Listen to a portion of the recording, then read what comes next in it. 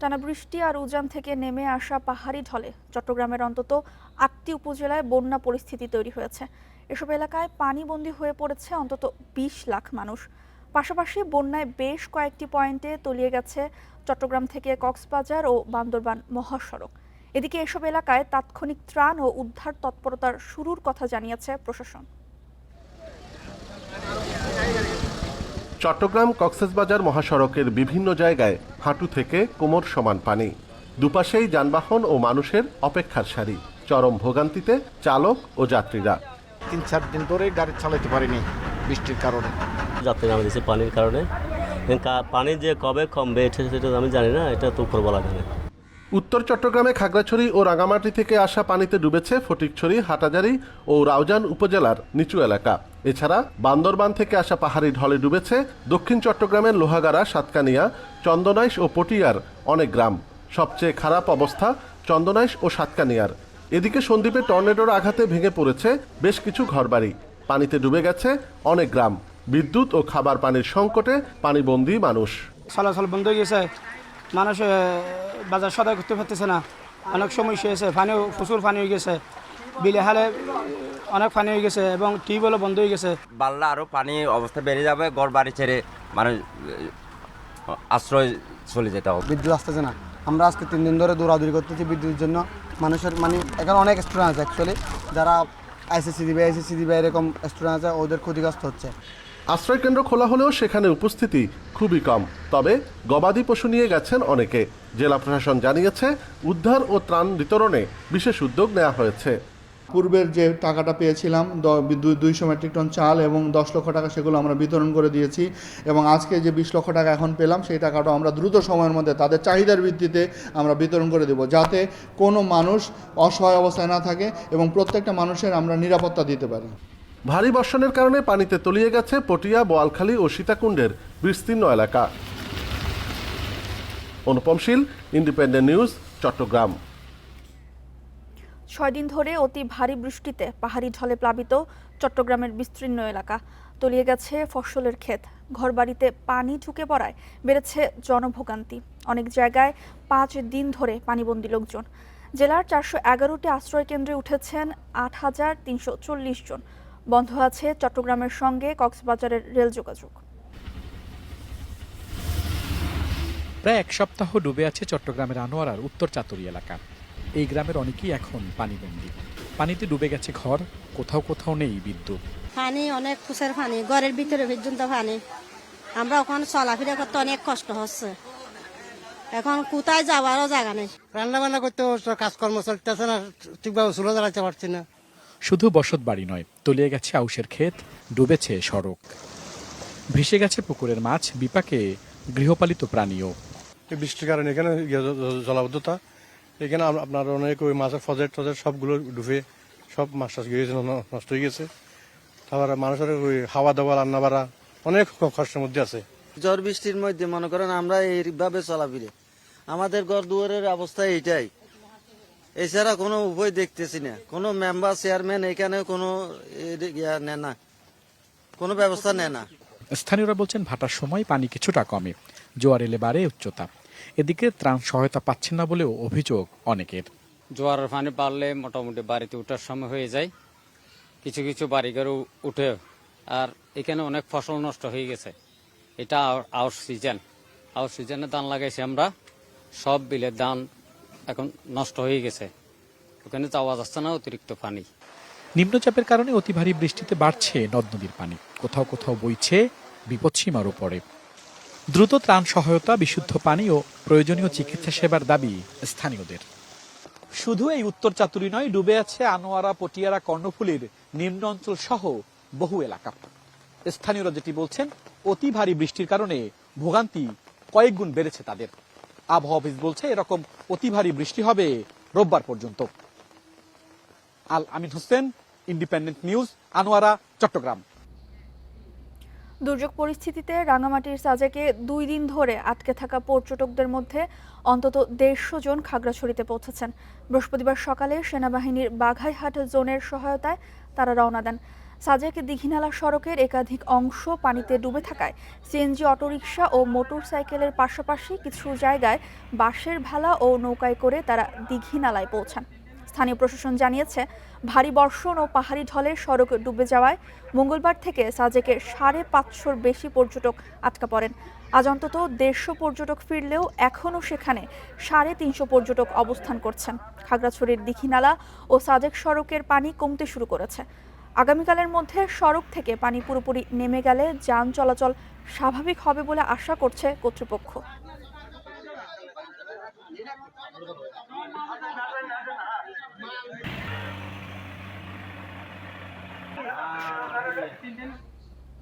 চট্টগ্রামে টানা বৃষ্টিতে বিভিন্ন ইয়ার্ডে পানি প্রবেশ করেছে। বিশেষ করে জোয়ারের সময় পানি জমে থাকায় কন্টেইনারে থাকা পণ্য নষ্ট হওয়ার আশঙ্কা তৈরি হয়েছে। এদিকে টানা বৃষ্টির কারণে বন্দরের স্বাভাবিক কার্যক্রম ব্যাহত হচ্ছে। বহির্নোঙরে পণ্য খালাসও ব্যাহত হচ্ছে। বুধবার রাত থেকে ইয়ার্ডে সারি সারি করে রাখা কন্টেইনারের নিচের স্তরে পানি ঢুকে আমদানি পণ্য নষ্ট হওয়ার শঙ্কা তৈরি হয়। বৃহস্পতিবারও পানি প্রবেশ করে, তবে জোয়ারের সময় পানি বেশি থাকছে। পানির কারণে গত 2 দিন ধরে কাস্টমস কর্তৃপক্ষ স্বাভাবিক কাজ করতে পারছে না। বন্দর কর্তৃপক্ষ জানায়, বন্দরের বহির্নোঙরে থাকা 50টি মাদার ভেসেল থেকে পণ্য খালাস বা লাইটারিং ব্যাপকভাবে ব্যাহত হচ্ছে। সাগর উত্তাল থাকায় এবং বৃষ্টির কারণে লাইটার জাহাজ বহির্নোঙরে যেতে সমস্যায় পড়ায় এ সংকট। চট্টগ্রাম বন্দরের সচিব সৈয়দ রেফায়েত আমিন জানান, কিছুটা সমস্যা হলেও এখনও বন্দরের কার্যক্রম সচল আছে।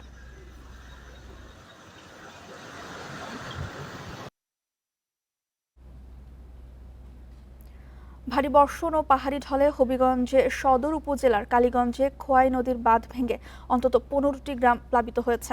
এতে তলিয়ে গেছে ঘরবাড়ি, রাস্তাঘাট, শিক্ষা প্রতিষ্ঠান ও ফসলের মাঠ। বৃহস্পতিবার রাতে বাঁধের একটি অংশ ভেঙে অল্প সময়ের মধ্যেই বন্যার পানি আশপাশের গ্রামগুলোতে ছড়িয়ে পড়ে। স্থানীয়রা জানান, সদর উপজেলার লস্করপুর ইউনিয়নের কালীগঞ্জ এলাকায় খোয়াই নদীর বাঁধ প্রতিরক্ষা বাঁধ ভেঙে লোকালয়ে বন্যার পানি ঢুকেছে। এতে অন্তত 15 গ্রামে নিম্নাঞ্চলের বসতবাড়ি, রাস্তাঘাট ও ফসলি জমি তলিয়ে গেছে। হঠাৎ পানি ঢুকে পড়ায় চরম দুর্ভোগে পড়েছে হাজারো মানুষ।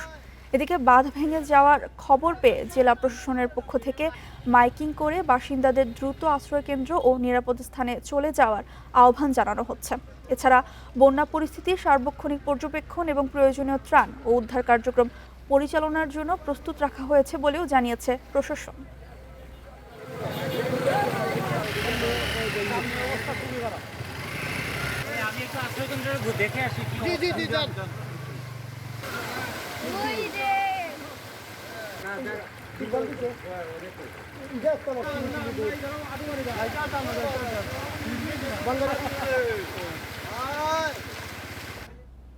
আরো জানাতে সিলেট ও সুনামগঞ্জ থেকে যুক্ত হচ্ছেন আমাদের সহকর্মীরা। প্রথমে সিলেট থেকে জানাবেন সহকর্মী রানা মজুমদার। রানা, বর্তমানে সিলেটের পরিস্থিতি কেমন দেখছেন? যেসব এলাকায় জলাবদ্ধতা বেশি, সেসব এলাকায় ত্রাণ বা কোনো ধরনের সহায়তা পৌঁছেছে কিনা? মানুষের ভোগান্তি কেমন?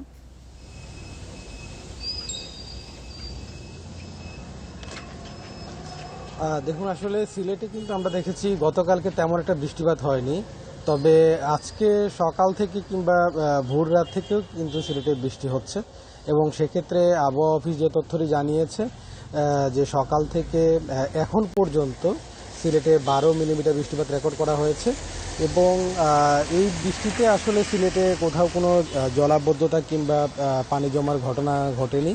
তো সেক্ষেত্রে আসলে সিলেটে আপনি জানেন যে এর আগে 2 দিন কিন্তু বেশ ভারী কিংবা কখনো অতি ভারী বৃষ্টিপাত হয়েছিল। সেই বৃষ্টিপাতের কারণে সিলেটের নদ নদীর পানি কিছুটা বৃদ্ধি পেয়েছিল, তবে সেটাও আসলে কোনো নদ নদীর পানি বিপদসীমা ক্রস করেনি, এমনটি জানিয়েছে আমাদেরকে পানি উন্নয়ন বোর্ড।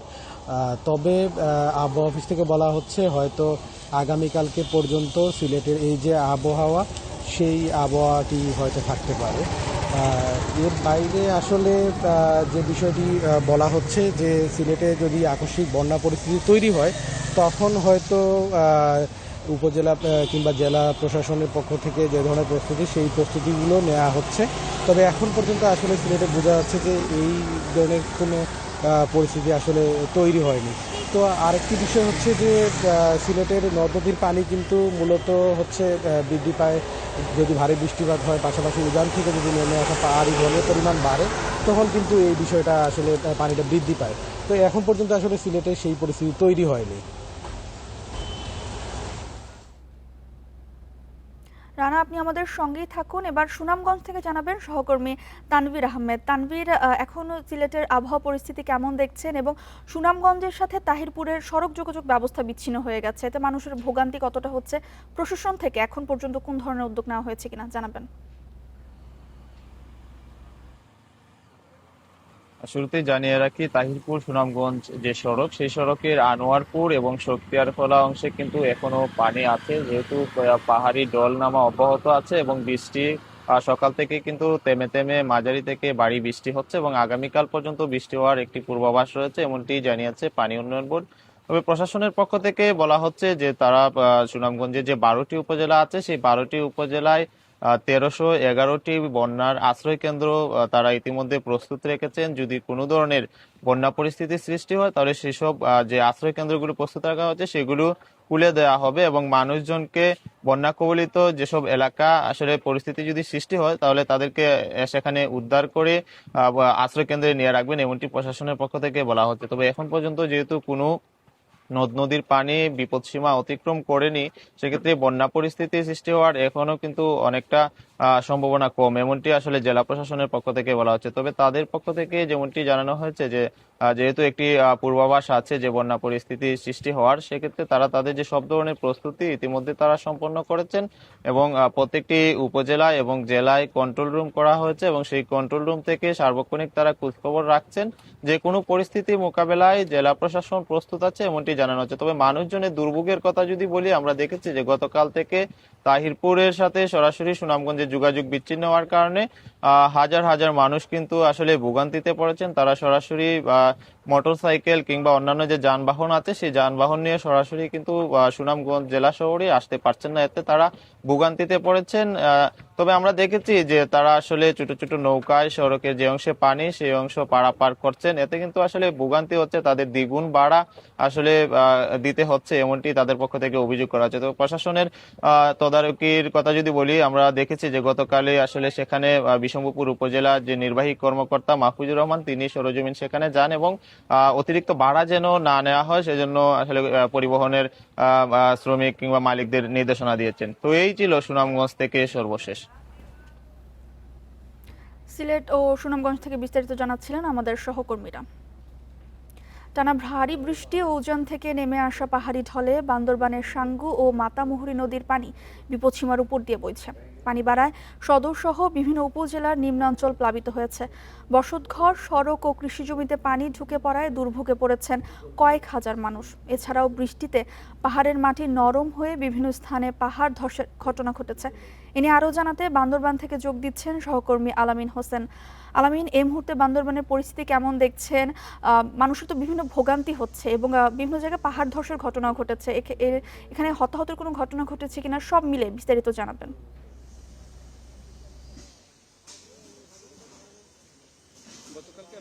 যে বান্দরবানের লামা উপজেলার ভীষণ পাড়ায় যে পাহাড় ধসে 5 জনের মর্মান্তিক মৃত্যু হয়েছে, আমরা ঠিক সেই ভীষণ পাড়ার যে পাহাড়টি ধসে পড়েছে সেই পাহাড়টি একটু দেখাতে চাই।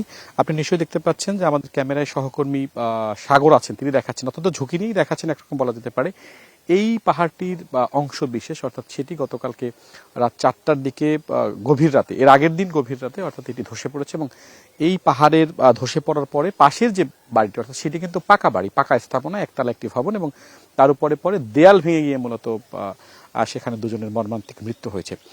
একই অবস্থা এই পাহাড়টির আমরা যেখান থেকে দেখাচ্ছি তার হচ্ছে ডান পাশে, সেখানেও আরো একটি বাড়ির উপরে ধসে পড়েছে এবং সেখানেও 3 জনের মর্মান্তিক মৃত্যু হয়েছে। এই ঘটনার পরে এই পাহাড়টির পাশে আশেপাশে যাদের ঘর বাড়ি ছিল, বসত বাড়ি ছিল, তারা তাদের অর্থাৎ এই পাহাড়ের উপরে যাদের ঘর বাড়ি ছিল তাদেরকে তাদের বাসা কিংবা ঘর বা ছাপড়া ঘর যাই বলেন না কেন সেটি তারা সরিয়ে। আপনি নিশ্চয়ই দেখতে পাচ্ছেন যে এইখানটাতে অসংখ্য গাছ ছিল, সেই গাছ সহ সেই মাটি প্রবল বৃষ্টিতে নরম হয়ে একদমই ধসে পড়েছে এবং আমরা যেই জায়গাতে দাঁড়িয়ে আছি একদমই পাহাড়ের পাদদেশে, অর্থাৎ খাদ যেটি বলা যেতে পারে সেই খাদে দাঁড়িয়ে রয়েছে এবং সেই খাদও যে কোনো সময় ধসে পড়ার একটি আশঙ্কা কিন্তু এই পাহাড়ের উপরে যারা বসবাস করেন তারা বলছেন। পাশে একটি ঝিরি রয়েছে, ঝিরিটির নাম হচ্ছে পাগলা ঝিরি এবং সেখানেও সেইখানে পানি অস্বাভাবিক রকম বেড়ে গেছে। আমরা এই পথ দিয়ে ঢুকতে, অর্থাৎ এই যে পাহাড়ি পথ, সেই পথ ইট বিছানো পথ এবং সেই পথ দিয়ে গাড়ি নিয়ে ঢুকতে পারিনি। অর্থাৎ কোথাও কোথাও আমরা দেখেছি যে পাহাড় ধসে রাস্তা বন্ধ হয়ে গেছে, ইটের উপরে এই পাহাড়ের আস্তরণ অর্থাৎ মাটির যে আস্তরণ সেই প্রলেপ 1 থেকে 1.5 ফুট হয়ে গেছে, এরকম একটি পরিস্থিতি আমরা দেখতে পাচ্ছি। অর্থাৎ পরিস্থিতি অত্যন্ত নাজুক। সকাল থেকেও বান্দরবনে থেমে থেমে বৃষ্টি হয়েছে।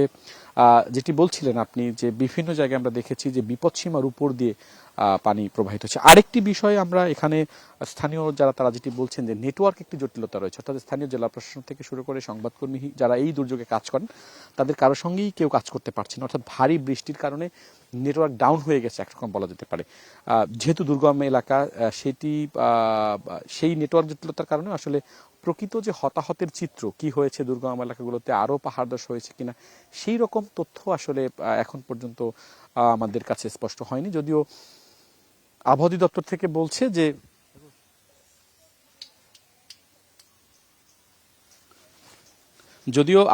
থেকে বলছে যে ভারী বৃষ্টির যে বিষয়টি সেটি রোববার থেকে কমে যাবে। তবে এখনো পানি কিন্তু এই বান্দরবানের যে সাঙ্গু যে নদী রয়েছে সেটির উপর দিয়ে অর্থাৎ বিপদসীমার উপর দিয়ে প্রবাহিত হয়েছে।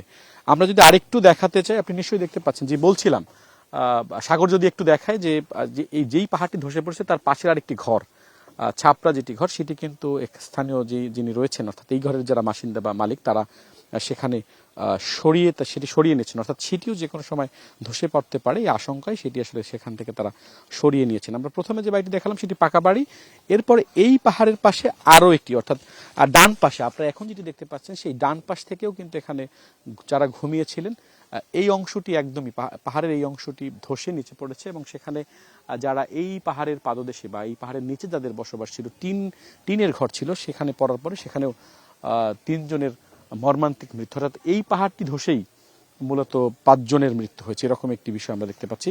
আমি যদি আরেকটু অনুরোধ করি, আমাদের যিনি ভিডিও দেখাচ্ছেন অর্থাৎ ক্যামেরায় যিনি আছেন সাগর, আমরা যদি সামনের দিকে একটু আগিয়ে দেখানোর চেষ্টা করছি যে এই অংশটি কিন্তু একদম নিচে গিয়ে পড়েছে।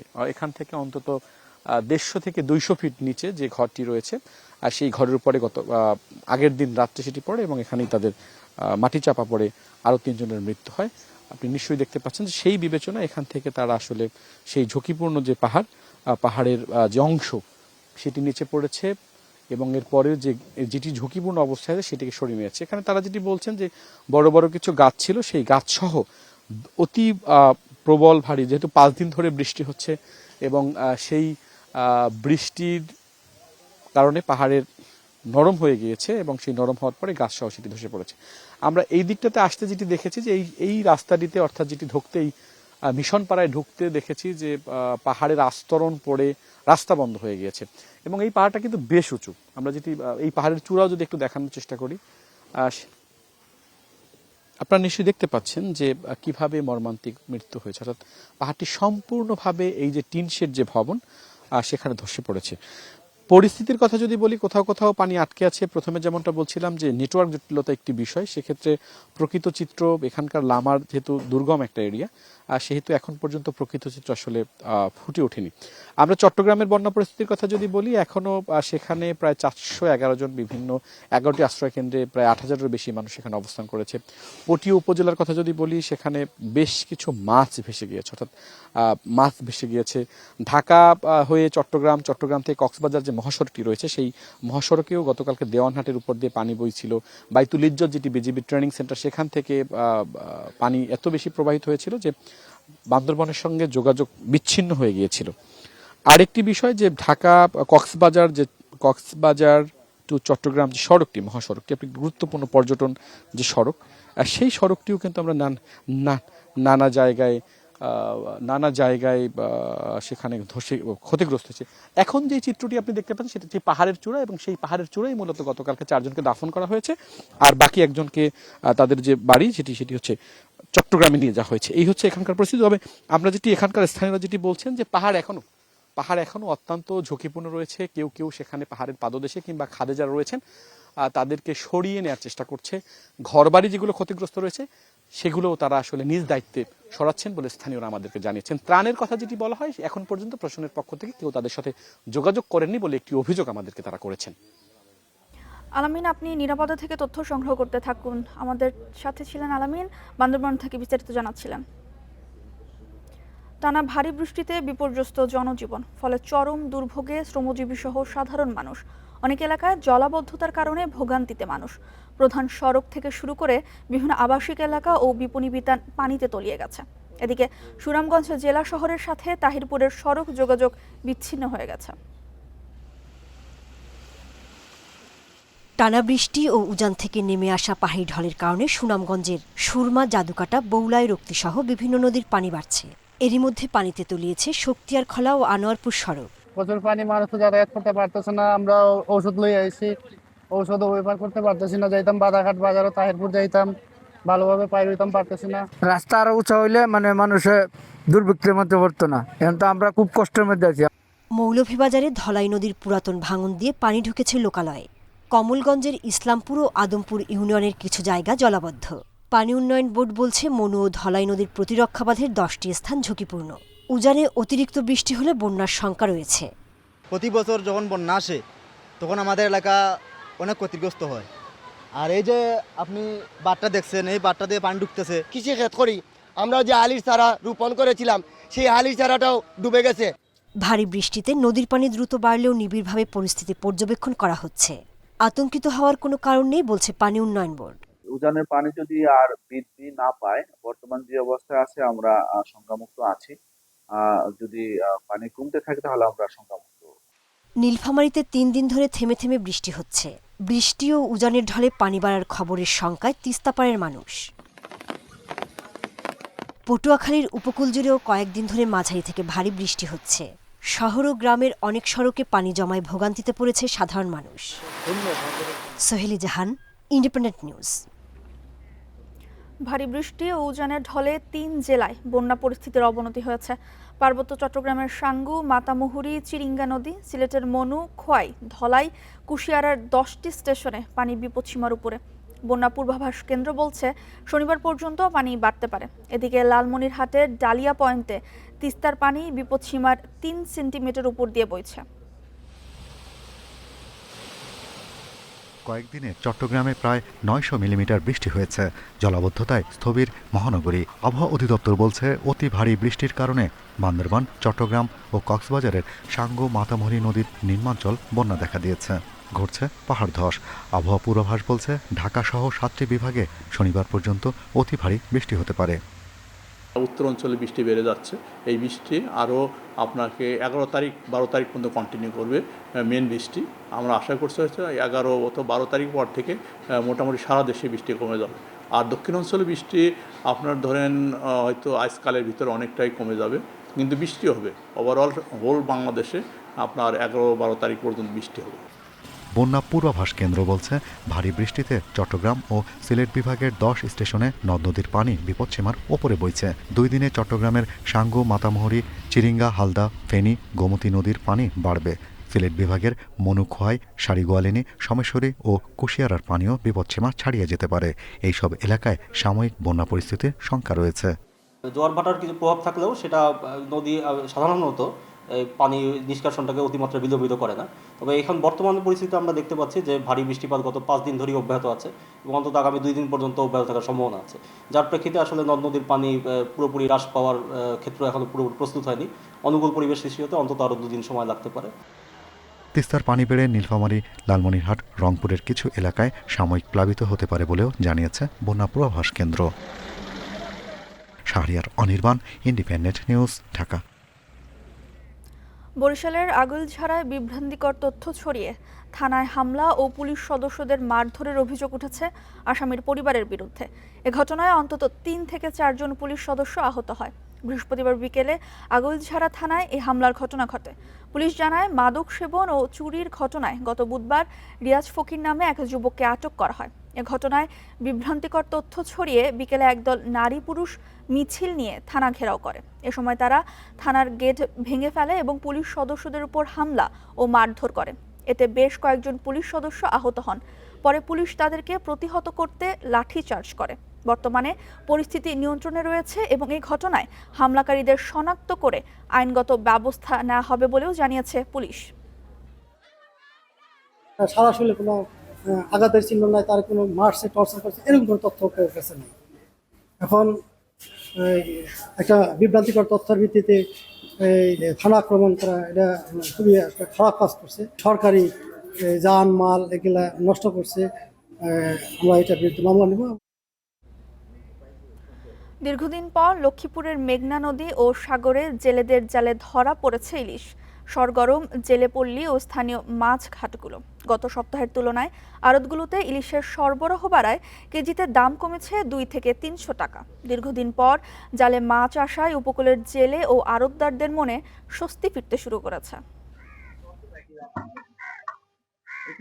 লক্ষ্মীপুরের চর আলেকজান্ডার থেকে চাঁদপুরের 60 নল মেঘনার এই 100 কিলোমিটার নদীর সীমানায় প্রায় 53,000 জেলের বাস। ইলিশের ভরা মৌসুমেও কাঙ্ক্ষিত মাছ না পেয়ে চরম হতাশায় ছিলেন তারা। তবে গত কয়েকদিনের বৃষ্টিতে পাল্টে গেছে চিত্র। দীর্ঘদিন পর জেলেদের জালে ধরা পড়েছে রূপালী ইলিশ। ফলে জেলার প্রায় 30টি মাছঘাটে এখন কেনাবেচার ধুম। মাছঘাটে সরবরাহ বাড়ায় বাজারে কমেছে ইলিশের দাম। গত সপ্তাহে যে 1 কেজি ওজনের ইলিশ বিক্রি হয়েছিল 2 থেকে 2,500 টাকায়, কিছু কমে এখন মিলেছে 2,000 টাকায়। তবে জেলেরা বলছেন ধরা পড়া ইলিশের বেশিরভাগই আকারে কিছুটা ছোট। সকালে মিলে 18,000 টাকা বিক্রি হয়েছে। আগের থেকে কিছু মাছ ভালো, আগের থেকে অনেক ভালো মাছের অবস্থা, কিন্তু ওই ঝড় বন্যার কারণে বানবাতাসের কারণে যেরকম নদীতে বাইরে হন যায় না। ইলিশ মাছ প্রথম সিজনে খুব ভালো হয়েছে। আষাঢ় মাস এবং শ্রাবণ মাসের অর্ধেক এই সময়টাই ইলিশ মাছ একটু কম থাকে, তারপরে আবার সিজন, সুতরাং তেমন বেশি খারাপ না। চলতি মৌসুমে লক্ষ্মীপুর জেলায় মৎস্য বিভাগ ইলিশ আহরণের লক্ষ্যমাত্রা নির্ধারণ করেছে 28,500 মেট্রিক টন। ইলিশ মাছের সিজন মাত্র শুরু হলো। আমরা পিক সিজন হলো August September October, peak season.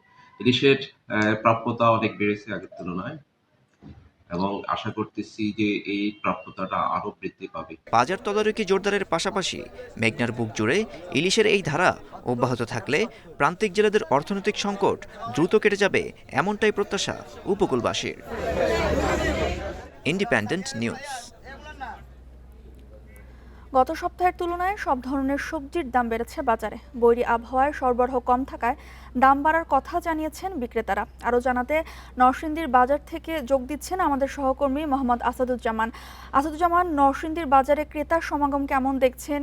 কয়েকদিন ধরে যেহেতু ভারী বৃষ্টিপাত হচ্ছে, এবং শাকসবজির সরবরাহ কেমন, দাম কেমন, ক্রেতা বিক্রেতারা কি বলছেন?